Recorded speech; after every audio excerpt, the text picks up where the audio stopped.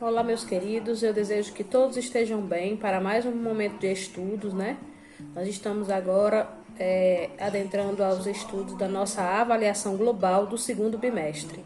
E aí, nesse período, nós iremos fazer a revisão do que foi estudado, né, desde a AP1 até hoje.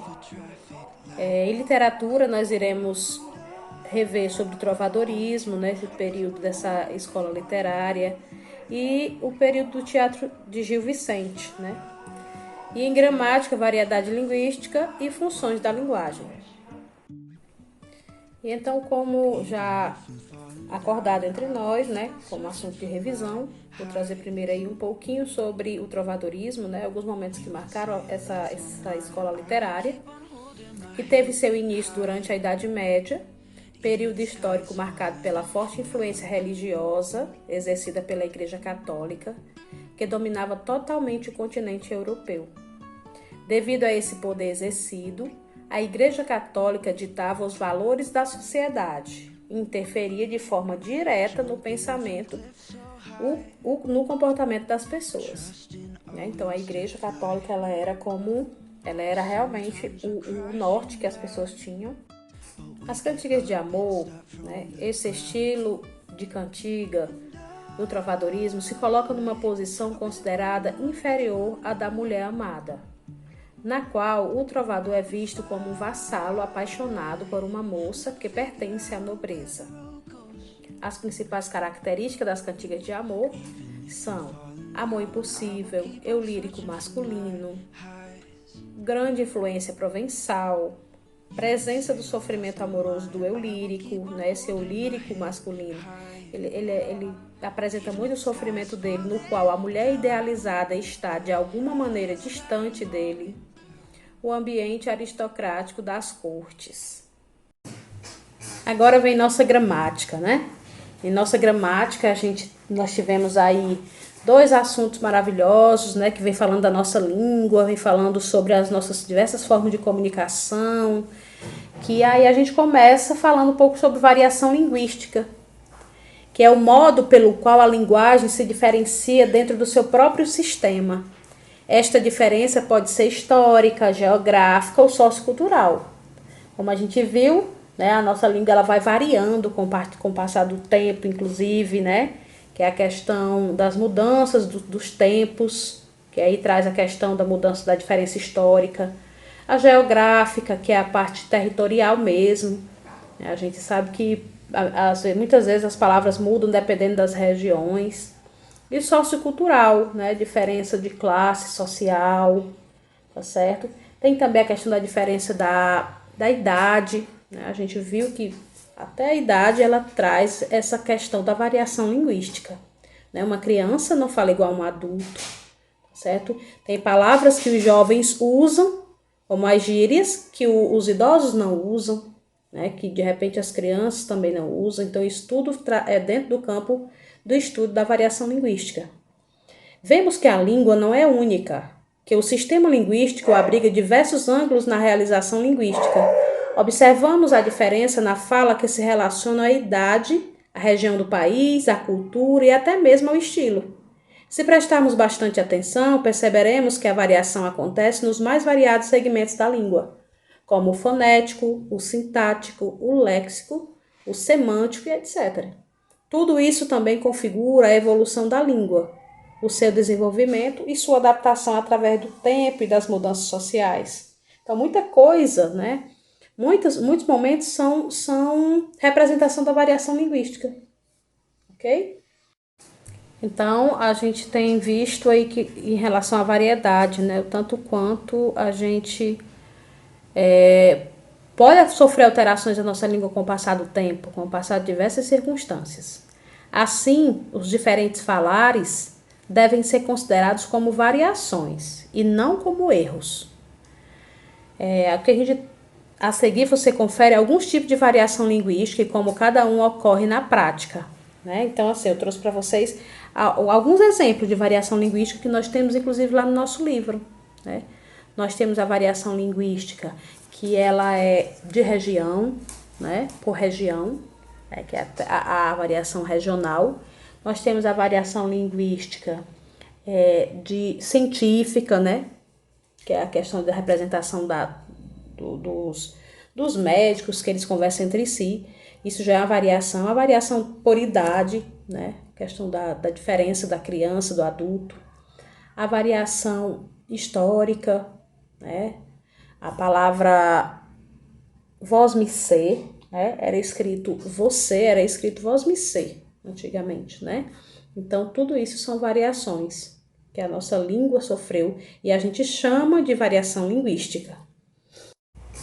Nós trazemos aqui a nossa primeira função referencial, que nós vamos estudar as funções, então eu vou trazer uma a uma para cada um de vocês. Nós temos a função referencial ou denotativa, transmite uma informação objetiva sobre a realidade, dá prioridade aos dados concretos, fatos e circunstâncias, é a linguagem característica das notícias de jornal, do discurso científico e de qualquer exposição de conceitos. Então, os textos que têm função referencial ou denotativa, eles são muito diretos, né? Eles trazem informação curta, né, e clara. Então, assim, eles não têm muitos rodeios. Eles fazem uso de palavras que estão no sentido denotativo, então eles são bem originais. Um exemplo aqui de um texto que aborda isso. Numa cesta de vime temos um cacho de uvas, uma maçã, uma laranja, uma banana e um morango. Então, este texto informa o que há dentro dessa cesta. Então, logo há a função referencial, né, que está mostrando, ele é muito descritivo, muito direto, ok? Agora, com a função expressiva ou emotiva, reflete o estado de ânimo do emissor, os seus sentimentos e emoções. Então, quem escreve, que está transmitindo o texto, apresenta as suas emoções e seus sentimentos na hora de produzir o texto com função expressiva ou emotiva.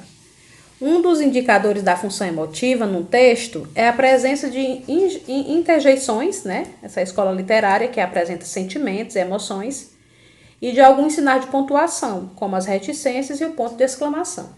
Exemplos? Ah, que coisa boa! Tenho um pouco de medo. Nós te amamos.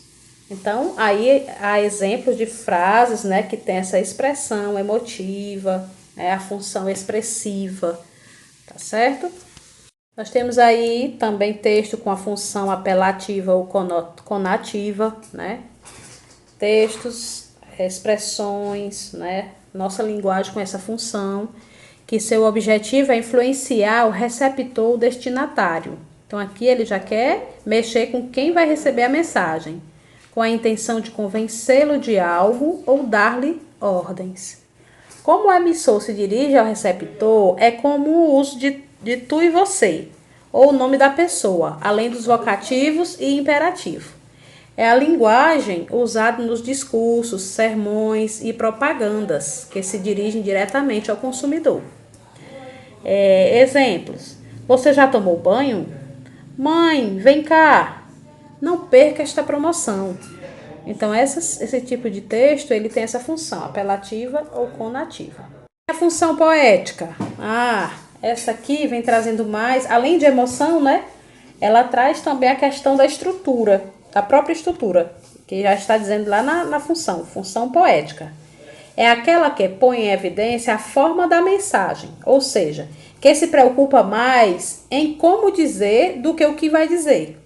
Né? O escritor, por exemplo, ele procura fugir das formas habituais de expressão, buscando deixar mais bonito o seu texto, surpreender, fugir da lógica ou provocar um efeito humorístico.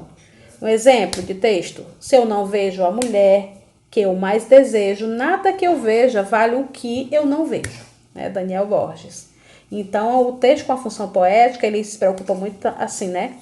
Em mais com o que vai dizer do que com, na verdade, como vai dizer do que com o que está sendo dito. Né? Ele quer representar, ele quer chocar muito mais pela estética, pela apresentação do texto.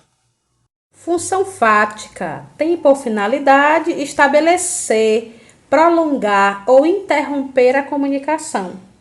É aplicada em situações em que o mais importante não é o que se fala, nem como se fala, mas sim o contato entre o emissor e o receptor. Fática quer dizer relativa ao fato, ao que está correto. Então, a função fática, ela se preocupa mais com esse contato, com a garantia de que há um contato fiel entre o emissor e o receptor. Há uma ligação direta, né, entre o que está sendo comunicado e o que está sendo recebido. Tá certo? Um exemplo é uma ligação de telefone, um WhatsApp, né? Quando não demora não, mas quando a gente está conversando ali automaticamente no WhatsApp, que é imediato, existe a função fática, que você fala e o receptor já responde.